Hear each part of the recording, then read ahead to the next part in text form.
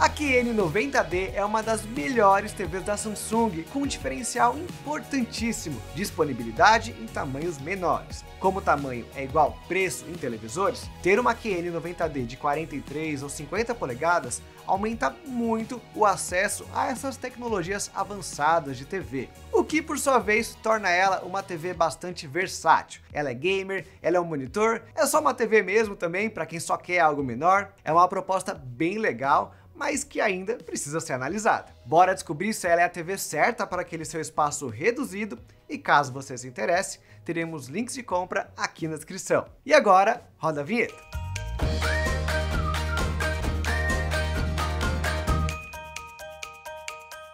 Para começar, logo na construção, já vemos que a QN90D tem uma proposta um pouco diferente. Esse modelo que compramos é o de 43 polegadas, que, olhando de longe, realmente lembra um monitor. A base é centralizada, de metal, muito bonita e bem construída. O braço ainda pode ser utilizado como um passa-cabo, com esse esqueminha aqui de encaixe. Você tira a tampa, põe os cabos e depois fecha. E o pé, essa placa de metal, é bem larga para o tamanho da TV, que eu realmente diria que é a causa dessa impressão que eu tenho da QN90D não ser uma televisão. Mas ela é sim uma TV, afinal é tudo rígido, não existe nenhum ajuste de ângulo ou de altura, o que acaba sendo uma desvantagem dela contra telas feitas mesmo para um PC, contra um monitor. Em questão de tamanho e preço, essa daqui é a menor, 43 polegadas, custando um pouco mais de R$ 3.500. Porém, existe ainda a de 50 polegadas, custando de R$ 4.500 até R$ 5.000. Eu colocaria essas duas no time das compactas. Dentre as grandes, as mais tradicionais,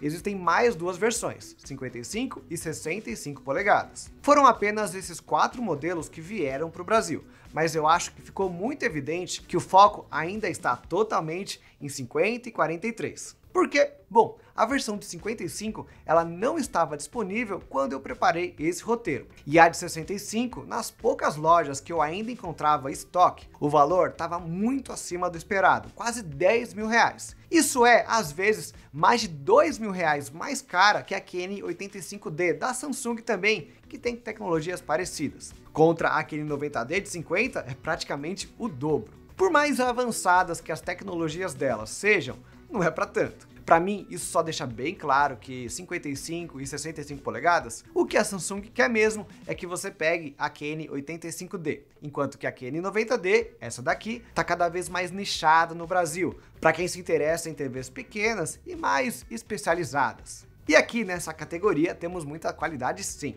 Vamos começar então com o papo audiovisual, primeiro pelo som. Na verdade, esse assunto é um tanto complexo, porque temos bastante variação de acordo com o tamanho. No caso, as duas queridinhas, as menores, são as mais limitadas. A QN90D de 43 polegadas tem um conjunto bem simples de 2 falantes de 20 watts, algo que a gente costuma encontrar em TVs de entrada. Inclusive, a mais barata da Samsung, a DU7700, tem algo bem parecido. Claro que a qualidade não é idêntica, pois além dos falantes, a parte de software também conta bastante. Porém, não é um conjunto avançado. Existem razões para isso? Olha, podemos citar aqui o peso, ou o fato de que os monitores, os rivais da QN90D de 43, eles também não têm conjuntos melhores. Porém, eu não vou passar pano não, eu esperava algo um pouco melhor numa TV tão avançada. E depois, a QN90D de 50 polegadas tem esse melhor aí. Aqui são 2.2 canais para 40 watts. Ela tem a adição muito bem-vinda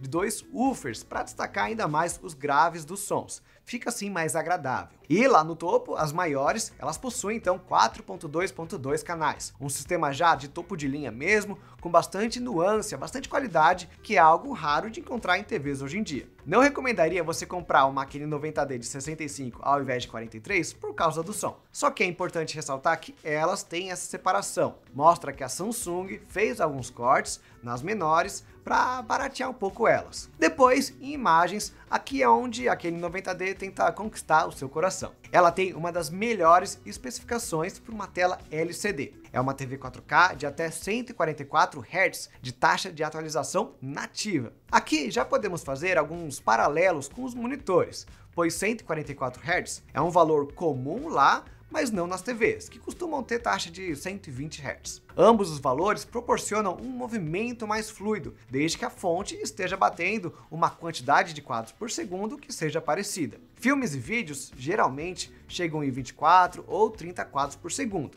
Existe a interpolação de movimento, que é um recurso que simula mais quadros por segundo e que funciona ok, mas não é o foco. O que importa mesmo são os jogos. Esses sim chegam em 120 quadros por segundo nos consoles da última geração e nos PCs até onde o seu hardware deixar. Ou seja, é essa taxa de atualização de 144 Hz que dá o título de TV Gamer para aquele 90D. Mas agora, pensando também no painel, temos aqui uma Samsung LCD Neo QLED, que combina o filtro de pontos quânticos, o QLED, com os LEDs menores e mais inteligentes, chamados de mini LEDs. Essa combinação é capaz de aumentar bastante as cores, o brilho e o contraste de um modelo LCD. Vemos isso nos testes. Mas, antes de chegar lá, deixa eu te perguntar, vocês já conhecem os nossos grupos de oferta lá no Telegram ou no WhatsApp? Por lá mandamos as melhores promoções dos mais diversos produtos. Tem air fryer, colchão, TV, celular, tem de tudo. Se você gosta de ficar por dentro das promoções, é só entrar lá no grupo. Ah, e uma outra dica para você economizar é o comparador Escolha Segura. Por ele você encontra as lojas com os melhores preços,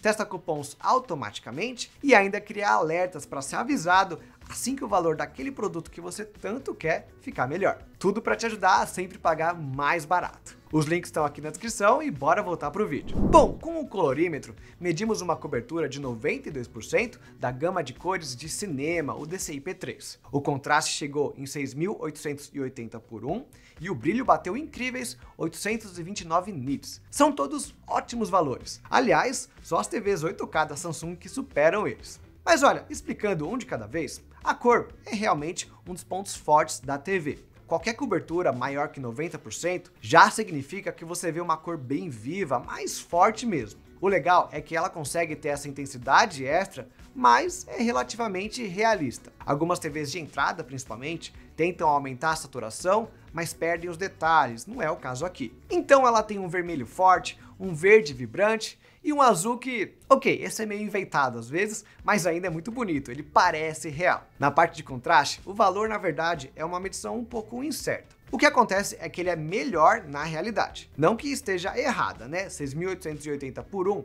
é o que o equipamento conseguiu ler. Mas existem algumas nuances que afetam o resultado. Quem atrapalha aqui, melhorando o contraste num nível que o equipamento não consegue pegar tão bem, é o local dimming. Essa é uma técnica, vamos dizer, que separa o painel de luz da TV em várias regiões diferentes. Daí, cada região terá um brilho independente das outras. Uma região fica super escura, como se estivesse com a TV desligada, enquanto que outra está lá bem clara. Como o contraste é a diferença entre o ponto mais claro e o mais escuro, uma TV com o local dimming consegue chegar em níveis realmente muito altos. E como o mini LED é menor, ele te proporciona mais regiões, e o resultado final fica mesmo muito melhor nesse tipo específico de painel. Mas né, qual que é o problema? O local dimming, ele sempre traz alguns, apesar deles estarem bastante controlados por aqui. Para medição, o erro é que a transição não é instantânea. Você pode perceber isso às vezes, em algumas cenas que ficam mais escuras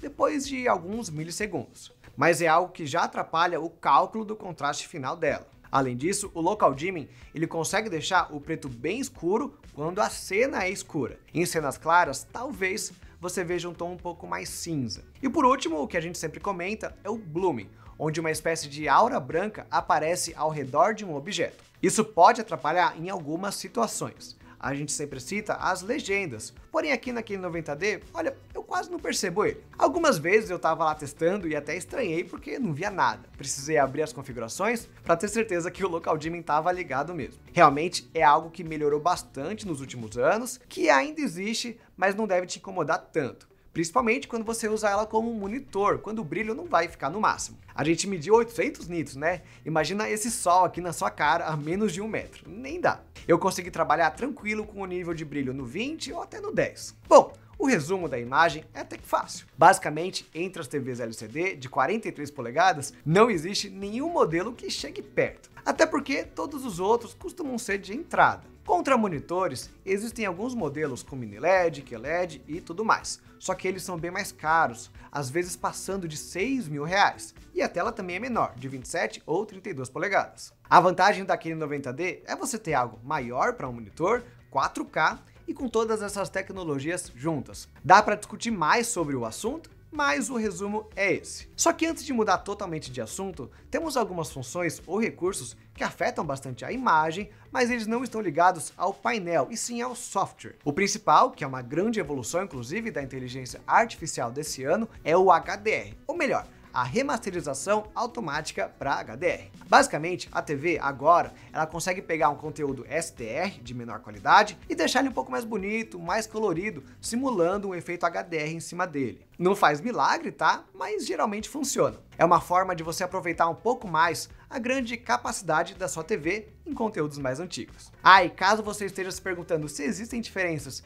entre os tamanhos na qualidade de imagem, existe sim aqui no HDR, tanto o simulado quanto o real. Não é algo grande, inclusive todos os tamanhos são compatíveis com o mesmo formato, o HDR10 Plus e não o Dolby Vision. Mas a Samsung sinaliza algo pelo nome do HDR lá no site. New Quantum HDR naquele 90D de 43 e 50 polegadas e New Quantum HDR Plus em 55 e 65. Os detalhes a gente não sabe, e eu confesso que, olhando para exemplares separados, em momentos diferentes e lugares também, eu não consigo perceber nenhuma melhoria enorme aqui. É algo que, para você achar, teria que sentar, colocar uma do lado da outra e explorar as duas em conteúdos diferentes. Ou seja, a imagem não é igual ao som.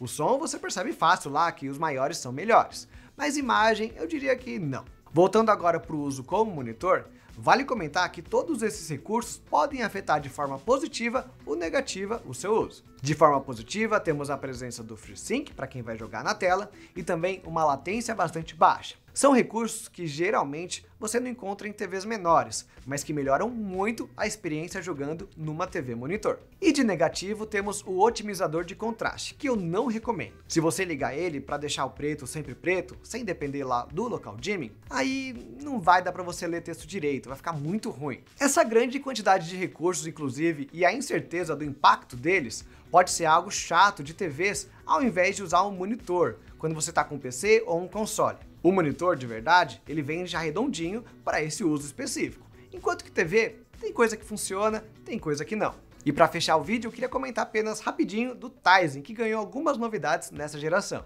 Uma delas é que a TV agora atualiza. A Samsung anunciou que as TVs vão receber até 7 anos de recursos novos. Isso veio suspeitamente próximo do anúncio da LG sobre a mesma coisa, mas tudo bem. O importante é ver como essas versões novas chegarão daqui para frente e como isso pode melhorar a durabilidade da TV. Depois, em questão de recurso mesmo, o que o Tizen ganhou de novo foi uma aba, a Daily Plus, que tem um certo direcionamento para produtividade, para transformar ou ligar a TV num PC. Em especial, a parte do PC remoto, que é autoexplicativa, né?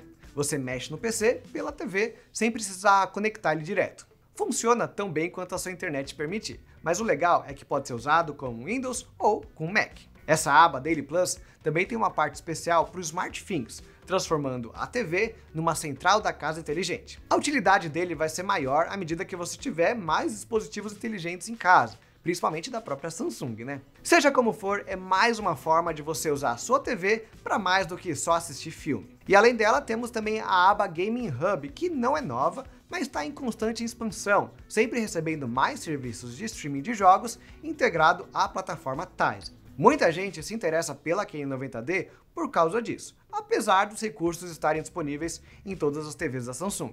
Mas, considerando o tamanho e a qualidade, faz sentido você buscar a K90D em específico se você quer substituir o console por sistemas na nuvem. Bom, a K90D não é uma TV barata, mesmo essa de 43 polegadas. São R$ 3.500 a R$ 4.000. No entanto, pensando bem, uma TV de 50 polegadas de entrada hoje sai por volta de R$ 2.000 a R$ 2.500. Dependendo do caso, a evolução na tecnologia mais do que vale a pena esses R$ 1.000 extra de investimento, principalmente pensando em durabilidade. TVs mais avançadas costumam ser construídas com materiais mais resistentes, incluindo o metal na carcaça e talvez até componentes diferentes. Então, a longo prazo, pode ser que ela se pague. Mas e vocês, o que acharam da K90D? Já tem uma das versões anteriores? Me contem aqui nos comentários e não se esqueçam dos links na descrição, de deixar o like e de se inscrever aqui no canal. Por hoje é só, até a próxima!